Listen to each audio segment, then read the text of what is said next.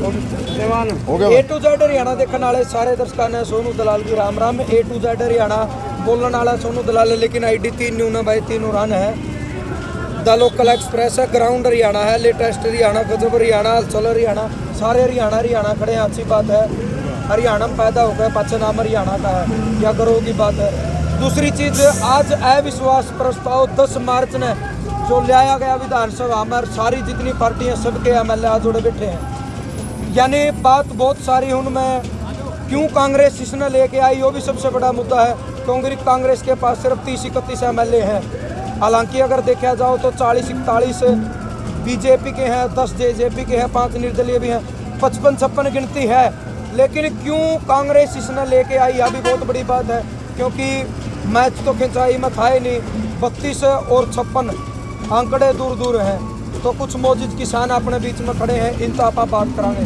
तो सिंधु साहब, क्यों आपने लगा कांग्रेस लेके आई, क्योंकि आंकड़ा मतलब कारण भाई 1-2 का मुकाबला में भी नहीं है, 32 और 55-56। बिल्कुल आपका वाजिब सवाल है और जायज़ बात है आपकी, लेकिन जो अविश्वास प्रस्ताव कांग्रेस लेके आई है, उनकी तो अपनी ये खेती है, उनके तो और वो कोई गेहूँ नहीं बोरे, उनका तो काम ही राजनीति करना।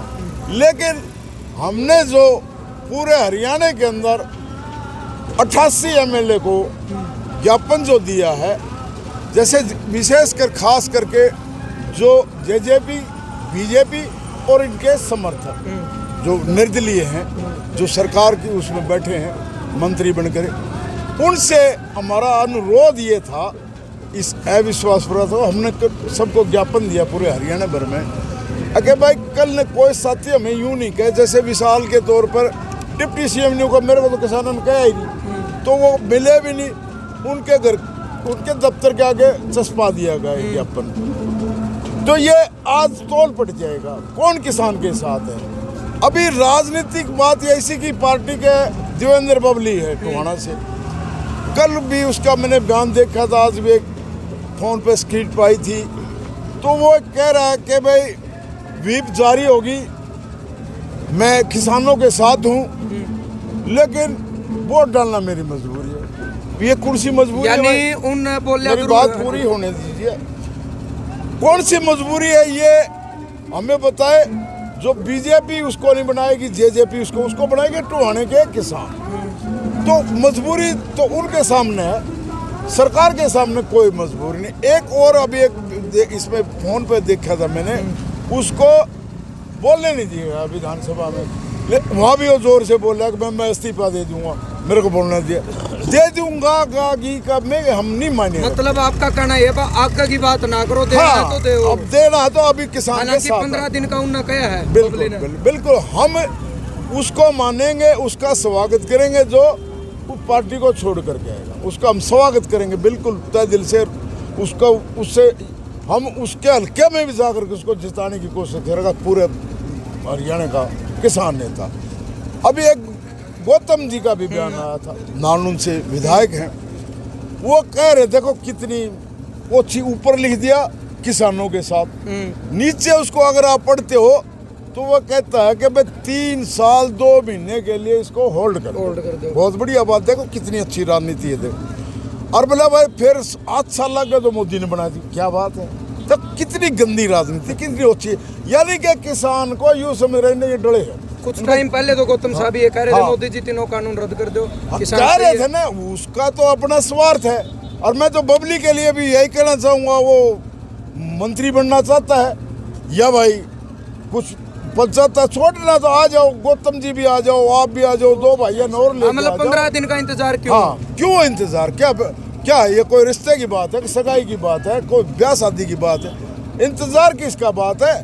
यहाँ बनाना जनता ने है, जो कुछ भी बनाना जनता ने बनाएगी, ना तो मोदी बनावेगा ना खट्टर बनावेगा, जो कुछ जिसने बनाना है वो जनता बनाएगी। जो इनका इस्तीफा दे के आएंगे, समर्थन वापस लेंगे, उनका हम भाई तय दिल से स्वागत करेंगे। ऐसा तो नहीं भाई उन्होंने 15 दिन का टाइम दे दिया, 15 दिन बाद तो लोग भूल जाएंगे, को गेहूं काटने ला जाओ, कोई सरसों काटने ला जाओ। ऐसा है जी, मैं आपके माध्यम से ये बता देना चाहता हूँ, इस बार जैसे कि गलतियों से आदमी शिक्षा लेता है। किसान जाट आंदोलन के अंदर इस सरकार ने 3 बार ओंकार भरी, बिल्कुल इस बार ऐसे नहीं मानेंगे। अभी जो मोदी ने भी एक फोन की दूरी जो कही थी, अगर उसी ट्रेंड में बात करते तो किसान नहीं बात करेगा। 2024 तक भी किसान इनको इस बात को याद रखेगा और यही हम प्रचार गामा में कर रहे हैं और यही प्रचार हम हर हल्के में कर रहे हैं। अकबाई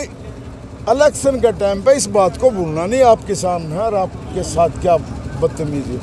अभी देखो एक घनश्याम दास है बयान दे रहा है, बोला कांग्रेस के राज में किसान ज्यादा मिले। अरे यार मरने के लिए इनके तुम्हारे दोबारा मरने के लिए पैदा हो रहे हैं क्या भाई? उनके मान लिया हमने तेरी बात से ये ज्यादा मरे हैं तो उनको दिखा दिया, चिट्ठा दे दिया उनके हाथ में, जाओ अपने अपने घर, उनको घर भेज दिया। उनके अगर ज्यादा मेरे वही चाल आप चल रहे हो तो आपके साथ उनसे भी बुरा हाल होगा। ये अगर हम किसी पार्टी के समर्थक नहीं, या कौन है? हम किसी भी पार्टी का समर्थक नहीं है। कोई क्या कर रहा है वो अपनी खेती कर रहे हैं, उनकी राजनीति, हमने कोई किसी से लेना देना। हमने सिर्फ और सिर्फ जो किसान के जो काले कानून लिए हैं, जो हमारे को ज़बरदस्ती हलवा खुआ जा रहा है, पेट भरा है, वो नहीं खाना चाहते। हमें MSP कानूनी तरीके से चाहिए। न्यूनीक रहेगा क्यों रहेगा भाई? रहेगा तो ये दुष्यंत जुड़ से ये कह रहे हैं निको तो जमुना पार, बीजेपी जमुना पार, और 10 दिन में ढसड़ गिर गया। क्या क्या क्या यकीन करें हम आपका? किस बिना पे यकीन करें हम? क्यों करें? रहेगा कुछ नहीं, लिखित में नहीं मानते भाई। लिखित में आपने बहुत सारी चीजें ले ली, जुमलेबाजी बिल्कुल नहीं चलेंगे।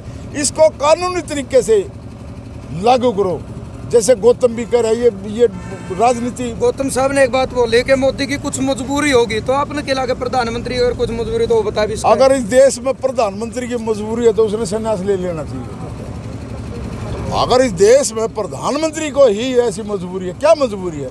दूसरे देश का दबाव है, कोई देश का राजा है वो, अगर उसको मजबूरी राजनीति छोड़ के संन्यास ले लेना चाहिए। कौन से उसके बाल बच्चे हैं ना, ये कोई मजबूरी नहीं। गौतम जी मारा सट्टे, हम नहीं मानते गौतम जी की बात को, वो भी राजनीति कर रहे हैं। सिंधु साहब एक चीज और, चलो सरकार तो नहीं गिरेगी क्योंकि वोटिंग ज्यादा है, हम मानते, तो इसका कुछ मतलब परिणाम जो निकल कर आवेगा भाई, किसने किसान का हित में वोट गिरा, किसने अलग, इसका क्या प्रभाव पड़ेगा उनको? इसका प्रभाव इतना जबरदस्त पड़ेगा। अगर ये गुप्त वोटिंग करवाते तो ये आज फैसला हो जाता। अभी हाथ खड़ा करा के जो फैसला किया है ना, उसमें देखिए अभी बीमारी है हो रही है, तकलीफ सबको हो रही है। राजनीतिक आदमी लोग में जो माखी लाग जाए उसके तड़प मर जाए, ये हालत हो रही है। 3 महीने से किसी गांव में ये नहीं जा रहे, घर में बिल में छुपे के बैठ के राजनीतिक आदमी रह नहीं सकता। ये चाह रहे हैं कि वह बिल्ली के गल में घंटी कौन बांधे। तकलीफ यह है इनको, शुरुआत कौन करे? जिस दिन शुरुआत होगी नीम के नीचे से एक रोड़ा निकलेगा, धड़ सारे आएंगे, बीजेपी से भी आएंगे। बीजेपी के MLA जो हैं वो भी तंग हैं, JJP के जो MLA वो भी तंग हैं। ये बिल्कुल सरासर सही सच्चाई है और ये सटल्लूबाजी जो सरकार हमारे बिल्कुल नहीं चलेगी। चलो अगर पब्लिक की बात पर जाया जाए, उसने जो 15 दिन का टाइम लगा, आपने क्या लगा अगर 15 दिन में सरकार उनके कहने से नहीं मानती तो वो इस्तीफा देंगे कि नहीं देंगे? वो करेंगे मैं तो आने की पब्लिक में जाऊंगा, जनता में जाऊंगा। ये तो आप बबली से पूछो ना, ये बात आप बबली से पूछो, हम थोड़े बता सकते नहीं। आपकी मनसा के वो इस्तीफा देंगे या नहीं? मुझे तो लगता नहीं देता, तो आज काम कर देना चाहिए था। उसका वाई हो जाती है, उसको हम आसमान में उठा ले, उसको छाती का लगा लेते। आज करना चाहिए ये था, ये काम तो उसने 15 दिन किस बात की? तो ये मुझे उसका कोई बात हो रही हो बाकी, चलो 15 दिन की, चलो कोई ये और अच्छी बात है। अगर वो कोई आंतरिक बात कर रहे हैं, कोई ऐसी बात है राजनीति में चलता है ऐसा कुछ, वो किसी और साथी का सहारा लेना चाह रहा हो, तब भी हम उसको छाती पे लगाएं। 15 दिन में भी अगर ऐसा देर आए सवेर आए अपने घर आ जाए तो तब भी हम उसका मान सम्मान रखें। चलिए और कुछ आप? हाँ, सत्यवान। तो अविश्वास प्रस्ताव न ले आगे, आपका क्या मानना है?